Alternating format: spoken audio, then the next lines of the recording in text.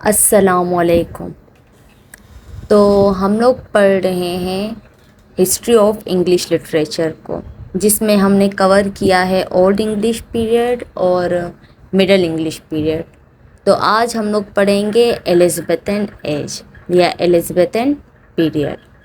یہ وہ پیریڈ ہے جس میں کوئین ایلزابتھ نے حکومت سنبھالی تھی انگلینڈ میں۔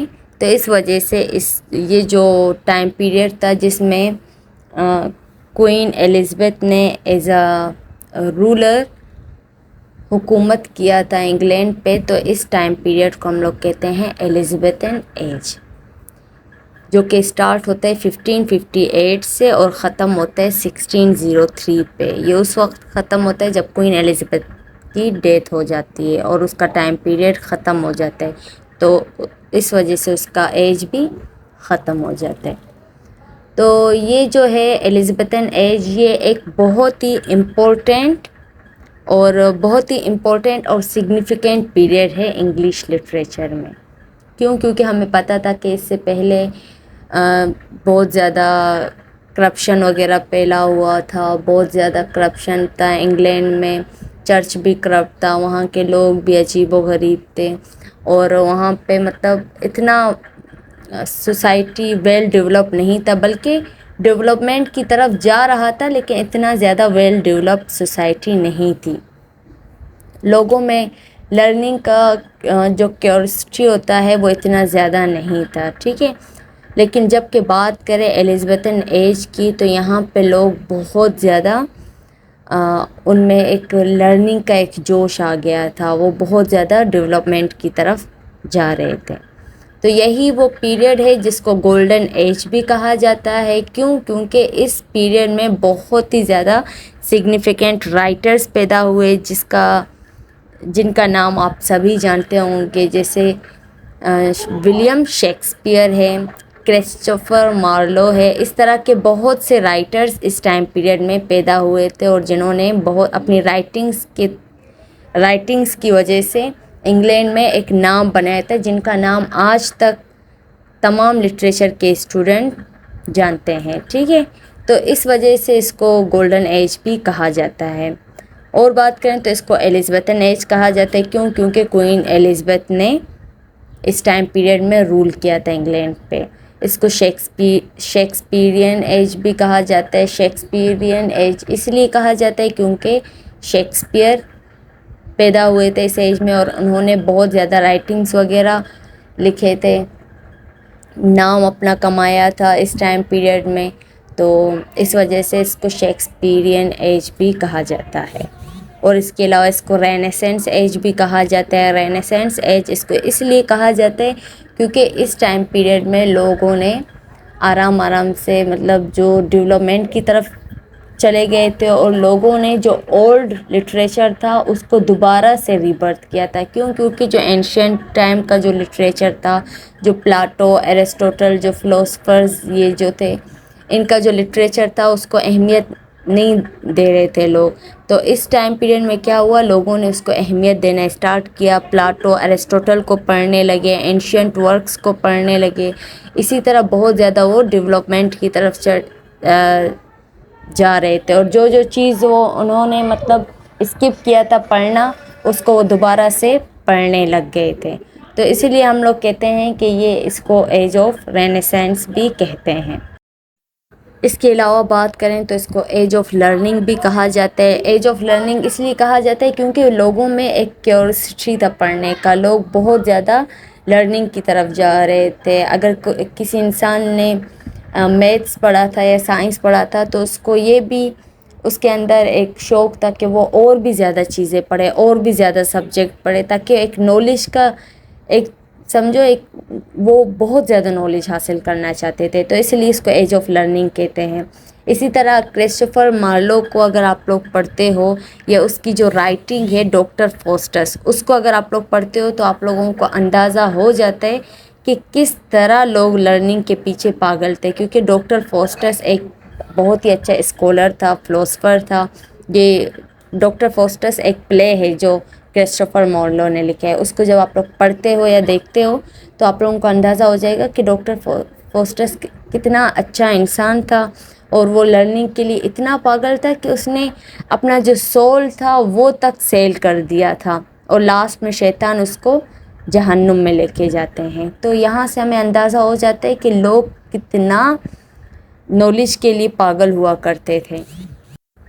اب بات کرتے ہیں فیچرز کی، تو الزابتھن ایج کی بہت زیادہ فیچرز ہے۔ پہلا فیچر تو یہ ہے کہ نیو چرچ اسٹیبلش ہوا تھا، کیونکہ ہمیں پتہ ہے کہ اولڈ چرچ بہت زیادہ کرپٹ تھا، تو اس وجہ سے نیو چرچ وغیرہ اسٹیبلش ہو رہے تھے، اور لوگوں کو اصل جو ریلیجیس کا مطلب تھا وہ سمجھایا جا رہا تھا۔ اس کے علاوہ تھیٹر کو بھی بہت زیادہ امپورٹنس دینے لگے تھے، وہاں پہ بہت اچھے پلے وغیرہ پرفارم ہوتے تھے، جیسے شیکسپیئر کے جتنے بھی ڈراماز تھے یا کرسٹوفر مارلو کے جتنے بھی پلیز یا ڈراماز تھے ان کو پرفارم کیا جاتا تھا تھیٹر پہ ایز اے انٹرٹینمنٹ کے فارم میں، تو لوگ بہت زیادہ انجوائے کرتے تھے۔ تو تھیٹر کو بھی اس ٹائم پیریڈ میں بہت ہی زیادہ امپورٹینس دینے لگ گئے تھے۔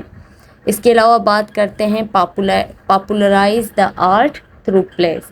جو پلیز تھے وہ بہت زیادہ فیمس ہو گئے تھے اس ٹائم میں، کیونکہ جو ولیم شیکسپیئر ہے یا کرسٹوفر مارلو ہے یا جو بین جانسن ہیں، انہوں نے جتنے بھی پلیز لکھے تھے ان کو تھیٹر میں پرفارم کیا جاتا تھا، اور اس طرح سے پرفارم کیا جاتا تھا کہ لوگ اس کی طرف اٹریکٹ ہو جاتے تھے، وہ آڈینس کو اٹریکٹ کرتا تھا، اور یہی وہ وجہ تھی کہ آڈینس بار بار تھیٹر پہ آتے تھے اور پلیز وغیرہ دیکھتے تاکہ ایک طرح سے وہ انٹرٹین ہو سکیں، ٹھیک ہے۔ تو اس وجہ سے لوگوں کی جو مطلب لوگوں کا جو شوق تھا یا لوگ جو انٹرٹین ہوتے تھے، لوگ جو بار بار آتے تھے تھیٹر میں، تو اس چیز نے ڈراماز کو بھی بہت زیادہ پاپولر کر دیا۔ فورتھ بات کریں تو جو یہ ٹائم پیریڈ تھا الزابتھن ایج میں، اس میں ڈکشنری فرسٹ ٹائم پبلش ہوئی تھی، وہ بھی انگلش میں۔ کس نے پبلش کیا تھا؟ رابرٹ کالڈرے جو تھا، اس نے 1604 میں انگلش ڈکشنری کو بھی پبلش کیا تھا، اور اسی وجہ سے بہت زیادہ ڈیولپمنٹ ہوئی تھی اسپیلنگ اور ووکیبلری کی، ٹھیک ہے۔ تو انگلش لینگویج والوں کے لیے یا جو انگلش اسپیکرز تھے ان کے لیے ایک بہت زیادہ فائدہ ہو گیا تھا، لوگ ڈکشنری کو پڑھنے لگے، بہت زیادہ ووکیبلری انگلش کے سیکھنے لگے، اسپیلنگس کریکٹ کرنے لگے، تو انگلش ڈکشنری نے بھی انگلش لٹریچر کو آگے بڑھانے میں بہت زیادہ ہی ہیلپ کیا تھا۔ تو یہ ہو گیا انگلش ڈکشنری کے حوالے سے۔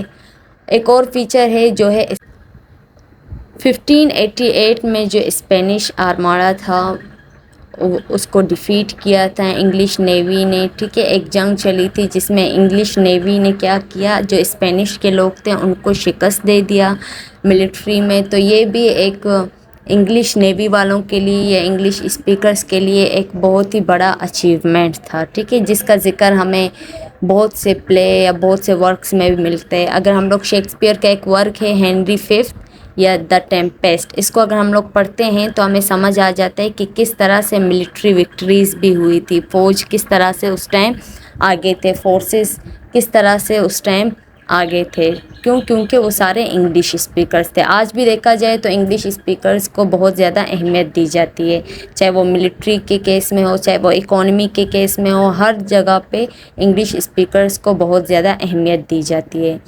تو یہ کچھ کریکٹرسٹکس تھیں۔ اس کے علاوہ بھی لوگ بہت زیادہ ایکسپلورر ہو گئے تھے، ڈفرینٹ جگہوں پہ گھومتے تھے، نیو پلیسز کو ڈسکور کرتے تھے۔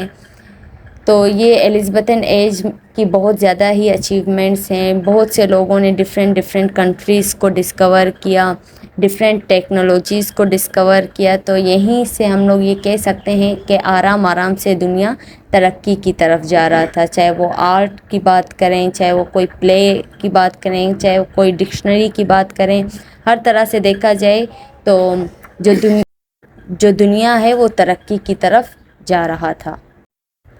تو یہ تھا ہمارا ایک چھوٹا سا ٹاپک ہسٹری کے حوالے سے۔ یہ جسٹ میں نے آپ لوگوں کو انٹروڈکشن بتایا ہے الزابتھن ایج کا، اور اس کے جو فیچرز ہیں، کریکٹرسٹکس ہیں، وہ میں نے بتائی ہیں۔ اب نیکسٹ جو ویڈیو ہوگا یا جو نیکسٹ پارٹ ہوگا الزابتھن ایج کا، تو اس میں آپ لوگوں کو ڈیٹیل میں میجر رائٹرز کا بتاؤں گی، اور میجر جو ورکس تھے جیسے ڈاکٹر فوسٹر ہے، اس طرح کی جتنے بھی ورکس ہیں ان کے بارے میں بتاؤں گی، اور وہ آپ لوگوں کو بہت ہی زیادہ انٹرسٹنگ لگے گا۔